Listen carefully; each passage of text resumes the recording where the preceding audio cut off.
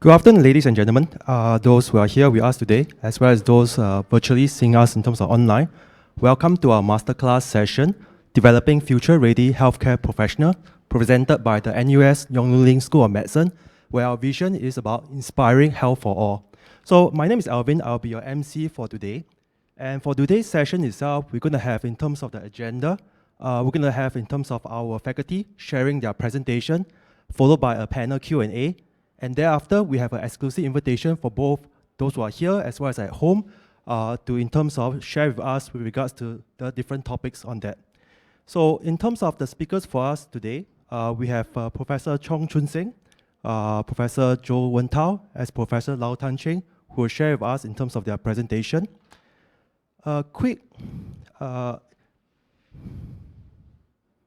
So during the presentation itself, if you have any questions, feel free to actually post your question on Slido. So we have here on this screen, in terms of the QR code, you can scan the QR code and from there, have the opportunity to post your questions over there. And during the Q&A, our panel will answer your questions. So just a quick introduction to the NUS Yong School of Medicine. It was established in 1905 to train and in terms of educate medical professionals in Singapore. It is the Asia's leading medical school. So with that itself, we would like to now present to you a video highlighting in terms of how the school itself, the commitment towards in terms of advocating lifelong learning.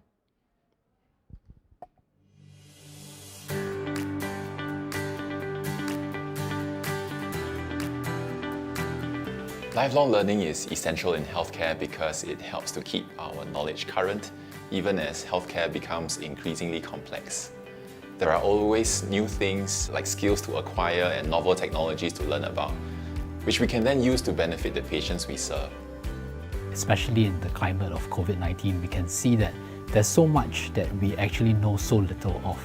Everything is continually changing. This really goes to show how important it is for us as healthcare professionals to be able to keep in touch with what's happening on the ground to better and continually improve ourselves. I think one of the biggest challenges faced today by healthcare professionals is that there's really a vast amount of knowledge and information that's being created. So it is important for us when we are looking at continual education and learning to be able to find courses that are really relevant, plugged into the latest happenings, so that we are better able to pick up what's most useful for us with a short amount of time that we have. The recent CET course that I've taken with NUS is the Graduate Certificate in Teaching and Learning for Healthcare Professionals. Although the course was conducted online, it was still very engaging. So that was interesting to connect and share our experiences from the different organizations and areas of specialty, and through our discussion, we were able to exchange our viewpoints and approach the learning materials with a better perspective. The CET course supported my professional development by equipping me with the skills and knowledge to perform a learning needs analysis, to develop a curriculum, and have a greater understanding of the various teaching strategies and evaluation methods. One of the courses was the one on leading and managing in medical education, which was part of the Foundations in Health Professions Education series. The online modules were very informative and well thought out, as they provided good knowledge base and stepping stone into the ensuing workshop. I really enjoyed the workshop as there was a good balance of interaction with my course mates and the facilitators, and we discussed cases which were taken from real-life scenarios, which was extremely valuable to my work as an educator. I have since developed a deeper understanding in areas such as curriculum development and assessment, which has in turn improved the quality of my work. The courses have also allowed me to develop my professional network, which is a valuable resource to tap on when the need arises. A major part of what we do in CET is collaborating with hospitals and institutions worldwide in learning and research. Synergistic exchanges like this help ensure the sustainability of the global healthcare ecosystem. Utilizing simulation technology, we immerse our learners in actual scenarios so that they get an acute awareness of their surroundings and the stress of applying knowledge under pressure. To effectively train our learners in both clinical health assessment and clinical reasoning skills, we combine both virtual simulation and role play. Our continuous education and training program is anchored on what we call andragogic principles. Our learners are mature learners. As mature learners, they like to take control of their learning. So for these reasons, our training programs are anchored based on this andragogic or adult learning theories and principles. The school's vision is to inspire health for all. And this means that the school is intent on going beyond sick care and the management of diseases to one of promoting health for everybody. To do that, doctors especially need to extend their knowledge base by doing continuing education and training in subjects like information technology, economics, humanities, so that we can broaden our knowledge. The Yong School of Medicine is perfectly situated to educate the world about Asian health patterns, diseases, and environments. We have a broad range of faculty members who are experts, and we are working with global partners to create platforms that will effectively deliver continuing education and training through the use of technologies and social media. So we believe that we will be the best in the world to help them understand Asia.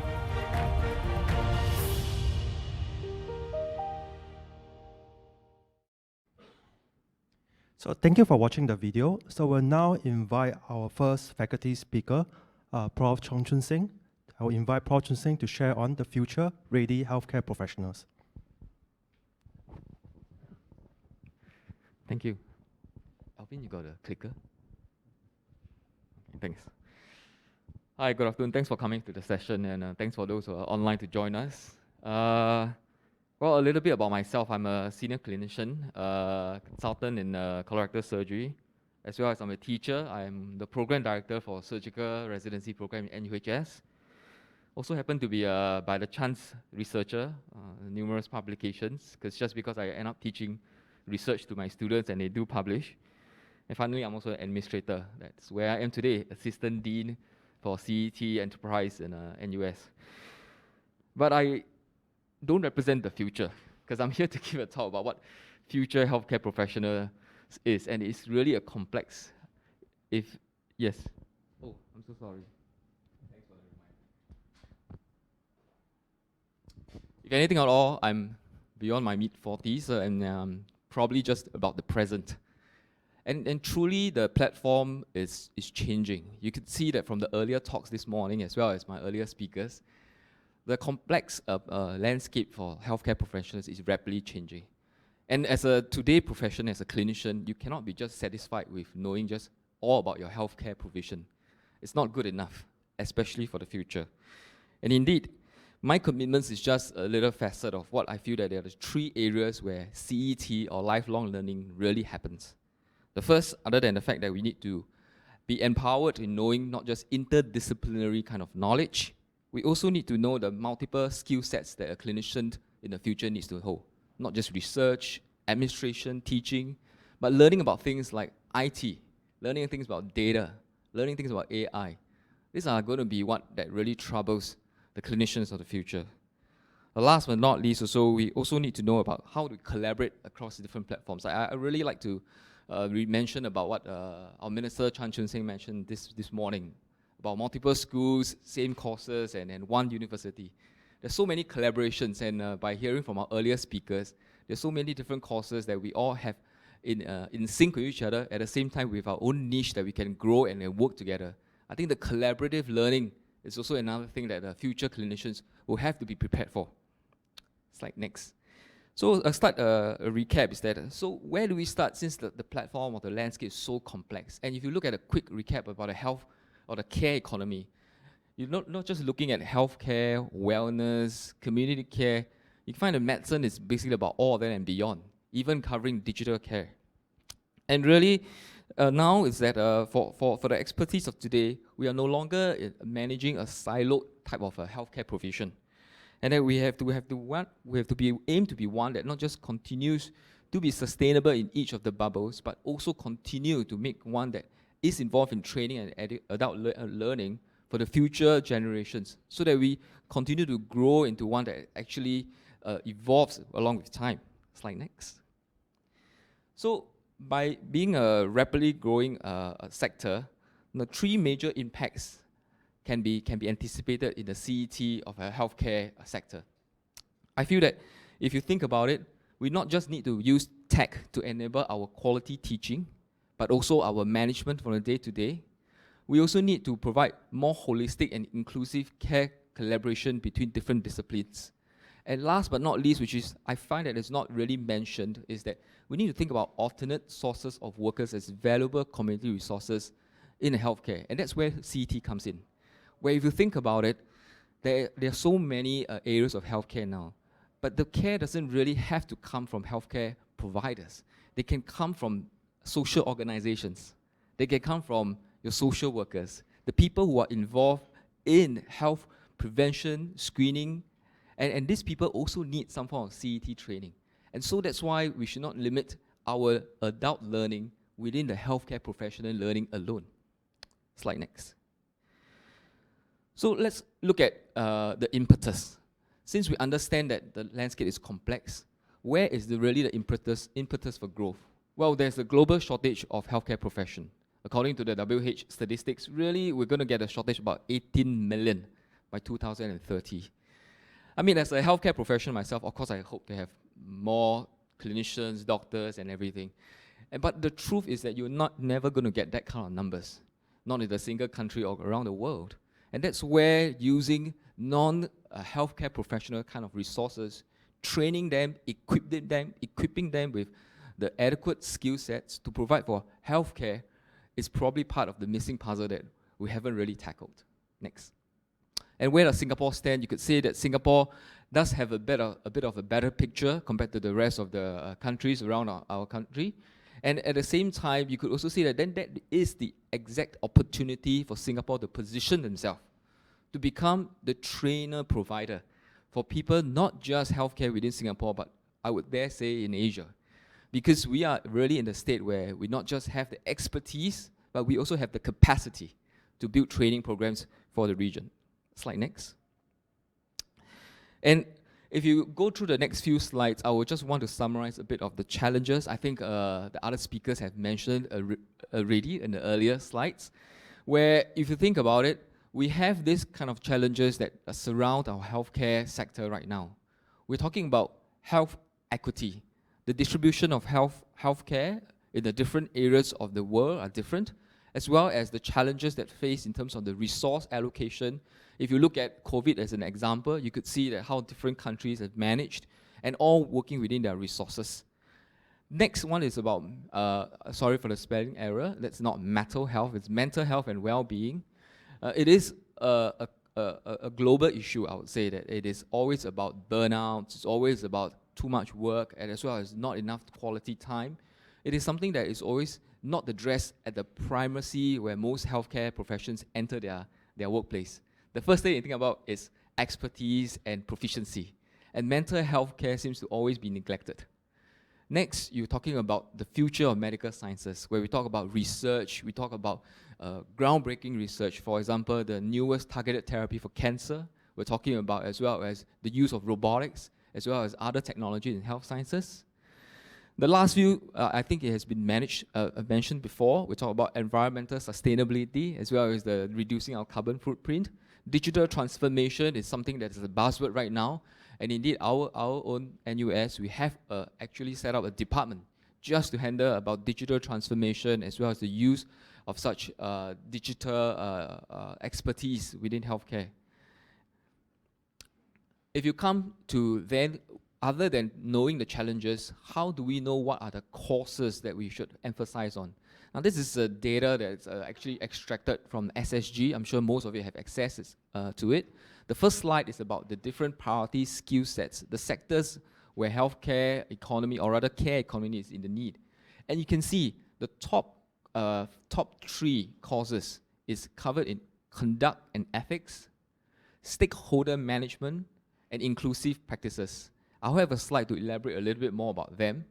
But if you go into this particular slide, you could also see similar type of exact course names, like courses to do with change in management. I would say that from our counterparts in Seng Health, when they talk about the regulatory excellences, that's fantastic, because that's meeting the needs of the society. And then you have, sorry, slide back again, you have then a legal professional, workplace safety and health is again something that I think if we look deep into working with different types of industries as well as our corporate partners, workplace safety and health goes far beyond than just preventing accidents. It goes into mental health well-being, it goes into nutrition and care, it goes into increasing the overall health of your worker, so that translates to a better efficiency as well as a decreased downtime of the workers in their workplace. Slide next. So this is just an elaboration about the different, or what we in NUS feels that these are the few areas of developments or the needs that is according to the SSG data. Where if you look at reflective practices, now we feel that the care professionals should engage in regular reflection to assess their skills and abilities. And truly, if you think about it, the most and foremost relevant courses will be like educators. From the video that was produced by our unit earlier, you could see that a lot of our healthcare professionals in their day-to-day activities do not regularly engage in a reflective practice. They will just continue to do, and it's an intentional effect or intentional effort that we should actually produce more courses that has to relate with reflective practices in their day-to-day work. And being an educator as well as a clinician, it is very important for us to reflect upon what are the things that we can improve on beyond just continuing our business as usual. Now, ethics and conduct, it's something that we have just launched a course about informed consent in healthcare professional. It is again trying to keep ourselves up to date about the courses that are relevant. If you've known about the last act about what is informed consent, it has actually implications towards how today's clinicians continue to face a challenge when you talk about practicing in a society where medical, legal, and litigations seems to be on the rise. And it is something that we will continue want to tackle together with the clinicians who are already in practice. Then we have other things to do with management change, as well as stakeholder management. I think COVID is one of the biggest example. When COVID happened, over in NUS, we launched a COVID webinar series that has to talk a lot about how do you prioritize in terms of your operatives or your workflow, and how do you then go around managing your day-to-day in the face of a pandemic. Slide next. And last but not least, other than addressing what are the needs from data, we also get leadership guidance from Dean. And Dean has also highlighted that these are the 5 pillars of knowledge that as a school we would like to be involved in. Communications, behavioral science, health ethics. Again, you can see the replication, law and professionalism, data literacy, social and emotional determinants of health and data. I'm sorry, the repeat is data literacy here. Thanks. Slide next. And so this, as we set up the unit, we address ourselves as NUS Met CET, and this is the 3 visions that we share. We aim to be Singapore's first and Asia's leading medical school. We're going to have a teaching faculty of multidisciplinary healthcare professionals, not kept into their sideload practice anymore. And we want to be continued to be the centers of excellence for medical research and education. And that's really how we want to drive our healthcare CET programs. Next. And so these are the 6 pillars that we have organized ourselves with. These are the 6 domains expertise that in NUS Med CET we have organized ourselves. We first have our core medical and medical services, which is really about your clinical practice and anything to do with healthcare provision. Of course, we have our nursing school studies, which later my speaker will talk about the programs that they run. We have healthcare management and leadership programs, literally targeting executive programs, change management programs.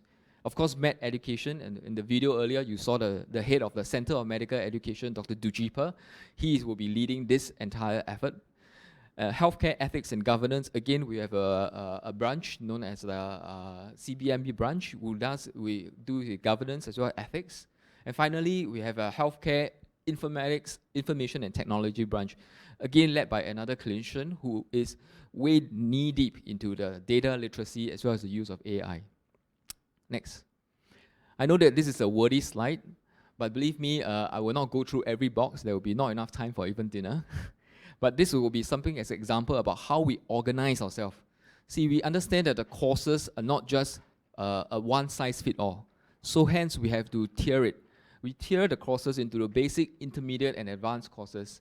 And this is how we can see that the 6 domains as we have organized ourselves with, and how we feel that it's a transition from where a basic learner can come in at any level or any background, who will learn the basic fundamentals or the tenets of the course before he move on to a more intermediate and advanced level.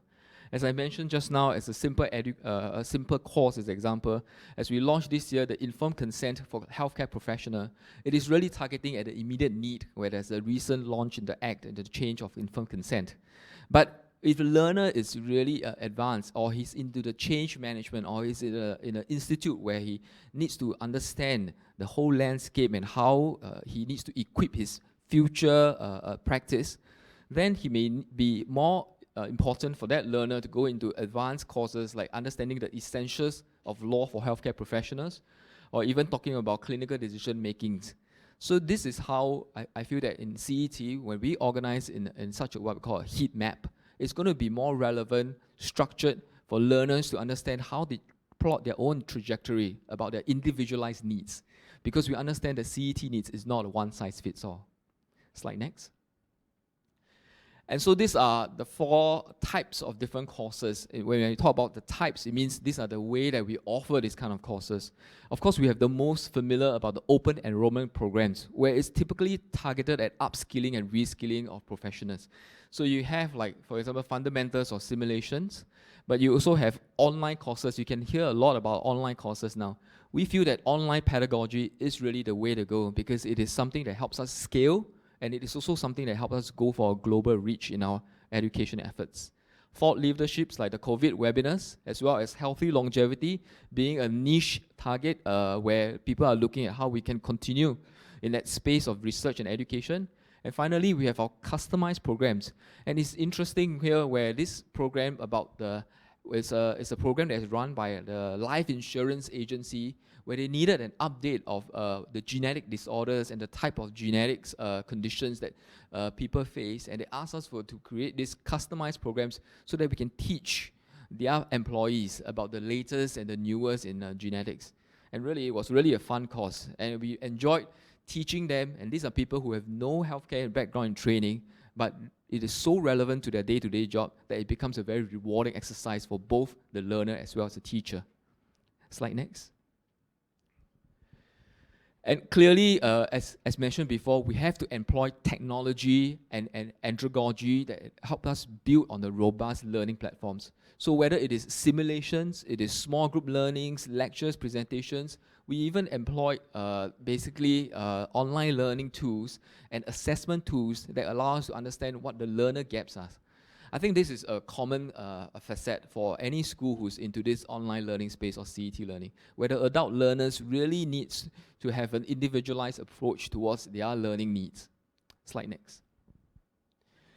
And these are the free webinars that are still available online. This is a bit of my goyo, means I'm selling a little bit of free webinars that we actually still are. If you're interested in signing up and listening into any of these core topics, please let us know, contact us, and Alvin or myself will give you the link so that you can access this information. Slide next. And I think this is my final slide. Really, it's that this is our commitment in NUS Medicine, our commitment towards education for CET is really we want to first meet first and foremost, meet the tomorrow's demands for healthcare needs. And it is really going beyond just the undergrad. Within the undergrad, all they can learn is perhaps the basic literacies of healthcare challenges of today's. In order to continue to be evolved, the next 20 to 30 years of their life is where really CET comes and makes a difference. We want to be aspired to be the first in medical education for CET. I think, again, with our long-standing tradition of being the longest-standing medical school in Singapore, I feel that this is where we continue to want to be the first in terms of not just learning pedagogies, but also trying to bring in the newest, the research, the technologies that affect the healthcare for future professionals. We want to create high-impact learning by connecting world experts. As you can see how we create webinars that involve experts around the world and not just from local scene. And that really brings together the expertise and access of our students to this expertise and knowledge around the world. Finally, we want to establish global partners for online presence. I did not mention in full just now, but one of the clear learning partners online that we are working with is like Emeritus. We also work with people like Talisium. So these are the online learning partners that really help address learning at a greater need, at a greater scale. And it is something that we venture on and hope to do more and more in the future as well. Thank you. Next.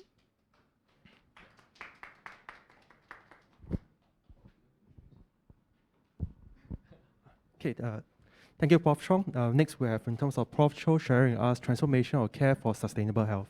Prof. Zhou.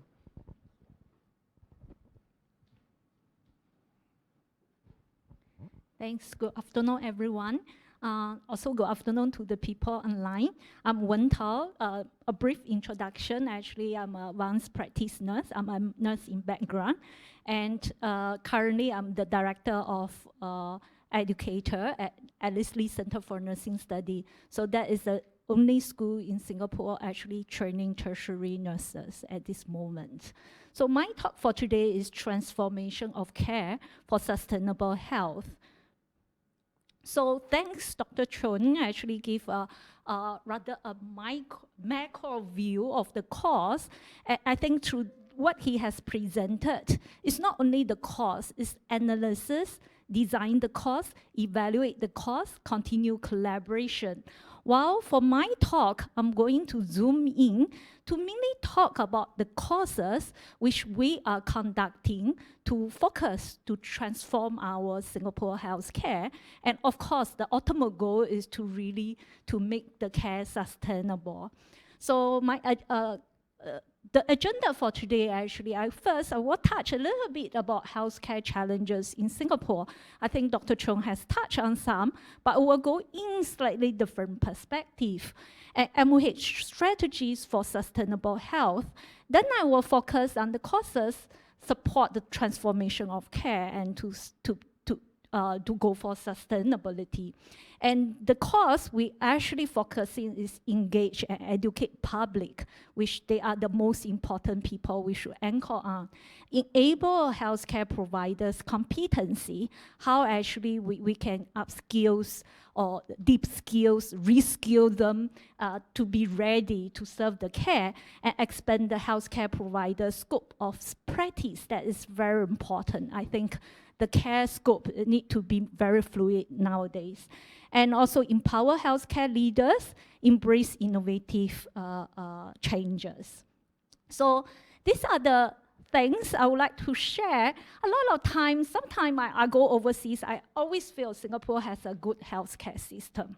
Okay, but however, we are facing some of the challenges which globally every countries are facing, which we are having rising of aging population, the healthcare costs are rising, and we are facing low birth rate. Indirectly, we are talking about shortage of manpower in the future, and also increased chronic disease burdens. And do not forget to say, actually, we are also in a very unpredictable pandemic situation, which lead us nowhere to go at this junction. So, of course, back in 2017, I think Ministry of Health is somehow already have this sense, and they start to actually implement some of the initiative to really hope our care model can be changed and to make our Singapore healthcare more sustainable. And these are some of the change which they have anchored on. The first one is they have, the first one is to move beyond healthcare to health. Here is to emphasize health. What does that mean is we need to no longer just focus on illness. We need to talk about wellness. The second thing they emphasize is move beyond hospital to community. So now what we are talking about is shift the care out from the hospital. It's not just looking at the episodic care and rather look at the care as a continuity. And the last one is to beyond quality to value. What does that mean is our care need to be value-based. We need to shift from the physician-centric to patient-centered care. So with that, actually there is a lot of industries or stakeholders actually have done a lot of initiative to make changes to align the direction. Then very soon after, they start to realize their workforce need to be upskilled, need to be reskilled, and need to be deep skilled. And that is the part is really allow the education have a unique position and step in to support.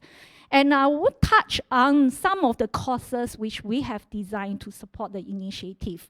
The first one, we align with the Beyond Health to Healthcare to Health, is really to relook at what is health. Okay, so it's what actually are the factors affecting a person's overall health. If you look at this diagram, 20% actually a health overall is supported by healthcare. But there are 80% that's something else affecting a person's health. 30% come with the health behavior, 10% actually fall under their living environment, and 40% somehow fall back to the social, economic class status factors.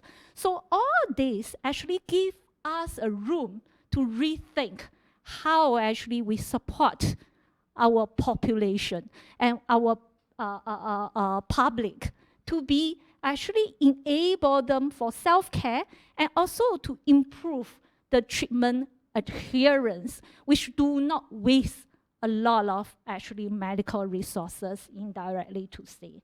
So with that, actually we do develop courses at NUS CET to provide the basic health literacy workshops to public, to conduct microbiomes and you in sickness and in health to let people understand about the body bio changes, exercise for arthritis and fall prevention and good memories, and 100 Years Life series. You can see our CET is in order for a good sustainable health for Singaporean. We do empower our public. So of course, one side we empower our public population, another side we need to upskill, we need to make sure our healthcare providers are there to support them, actually to anchor the service. So with that, we also develop courses to enable our healthcare providers' competency or actually expand their competency. So the courses we are running are patient education, health promotion, motivational interview training for healthcare professionals, graduate certification in child and family health in community, graduate certificate in child health, graduate certificate in child development and adolescent health, osteoporosis management, fundamental of cognitive behavior therapy, exercise prescription courses for the healthcare providers. All this actually is to upskill them and also to expand their competencies to support the population or the patients in the community public health sector. So the second initiative is move beyond hospital to community. Okay, by seeing this, in order to have a sustainable healthcare ecosystem, we really cannot always cater the care to our patient in the hospital. We need to move them out from the hospital. Okay, so it's in that manner, actually, we start to realize our nurses, our care providers cannot just stay in hospital. They need to shift out to the community. So with that, we do have courses to equip them.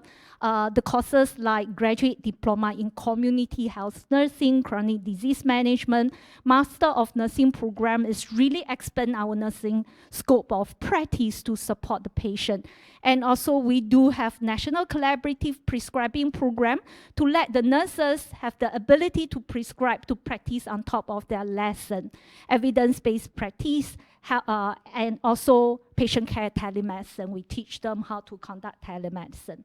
Last but not least is really to look beyond quality. I think quality is good, but quality is not enough at this moment. And we need to look at value care. We ensure what we train our healthcare providers to provide quality care, good service, and in a less cost. That is what you and me also would like to have in that way.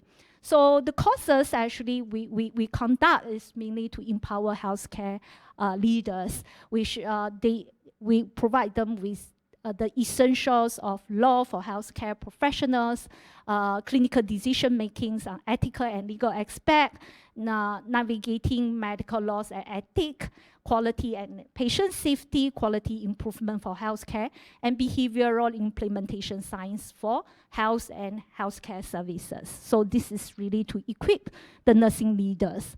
In addition, we know just now so many people talking about technology. In order to have a value care, we need to save costs. I think technology is somehow a solution.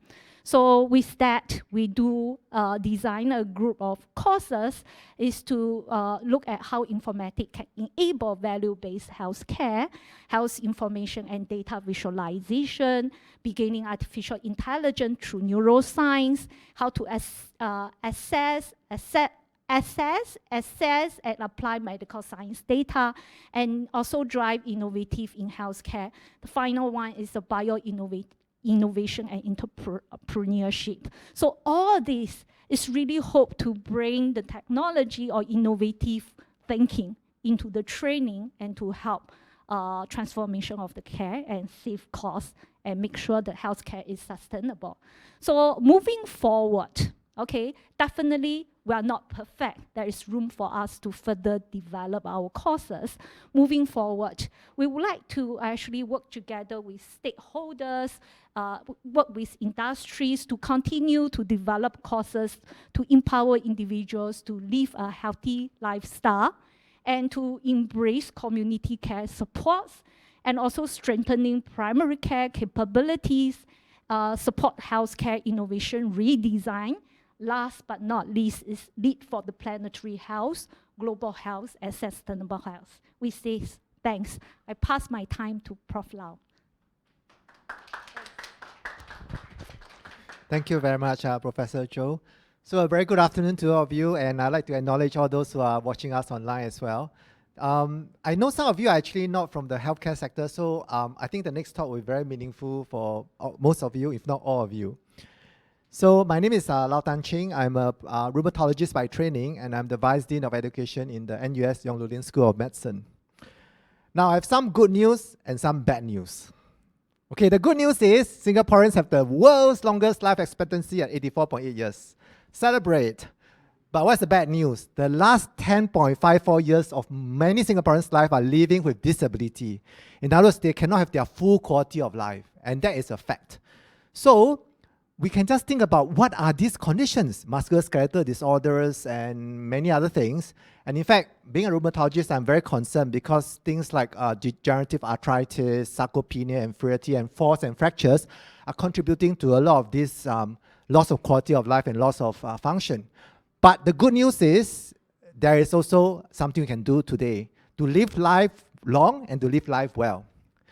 Now, if you think about it, because Prof. Zhou just now have shared that actually medical care system only contribute to 10% of health outcomes. The other 50% are personal lifestyle choices.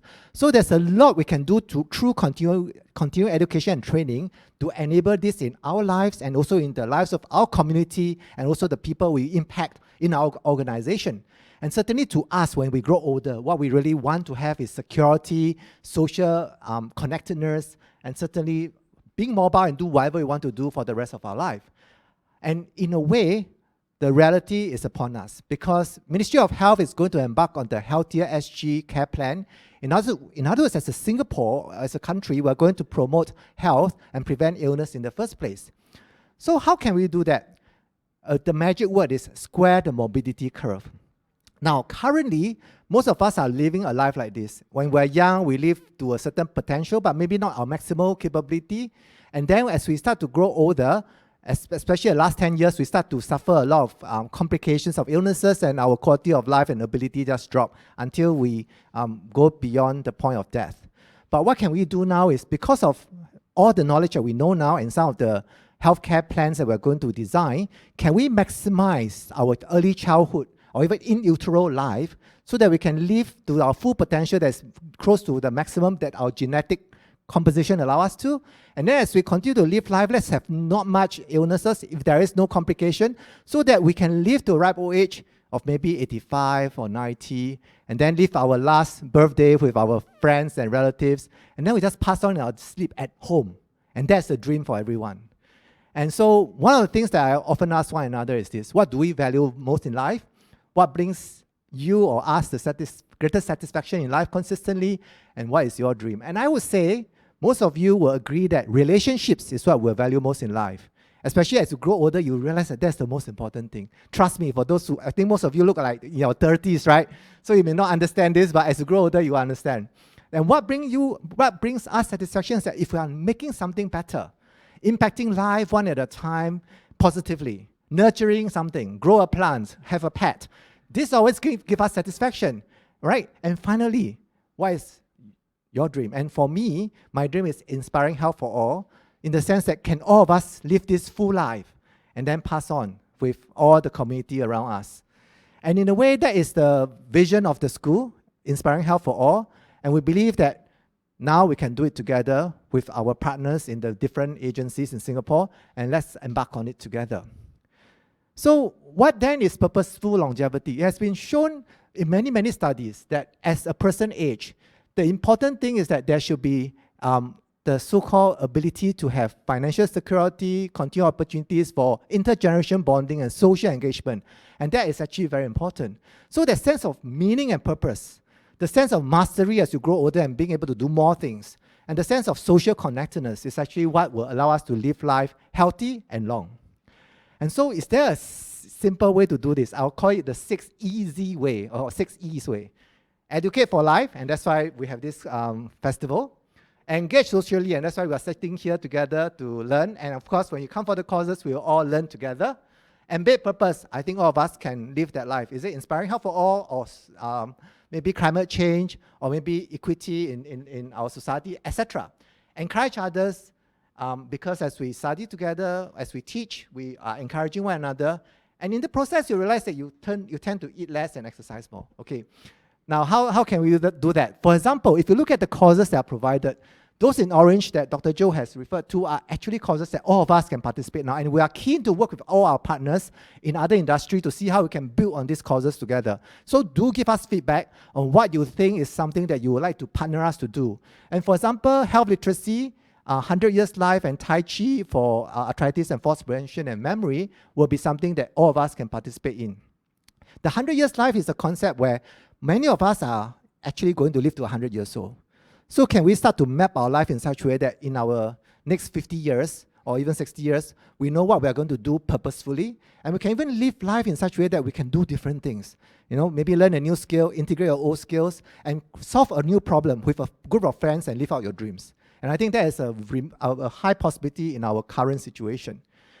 And another course that I think is quite interesting is the basic health literacy, because many of us may not be taught this when we were young, and we really want to invest into our retirement. How can we remain healthy? And this course will teach you how to do that.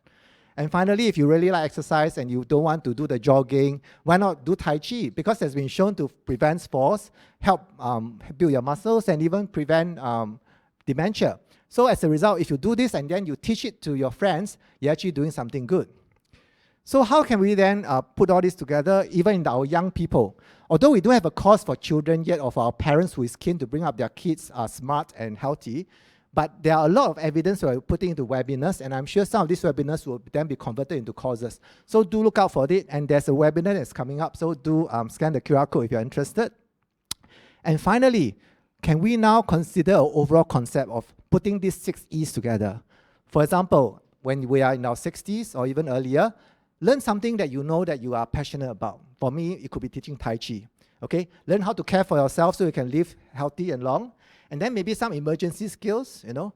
And then even other social skills or community skills like estate management, eatery management, childcare, and so on, so that as you are in your 65 or 75 period, you can serve the community with that skill.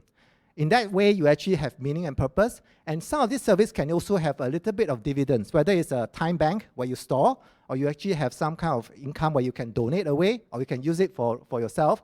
And then finally, when you're in your 85 or beyond, you may need some care, the younger ones will look after you.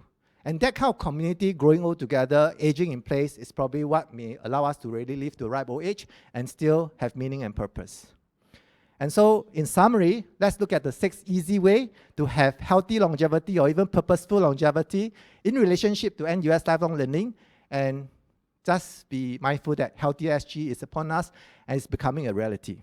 Thank you very much, everyone. With that, we can have a panel discussion.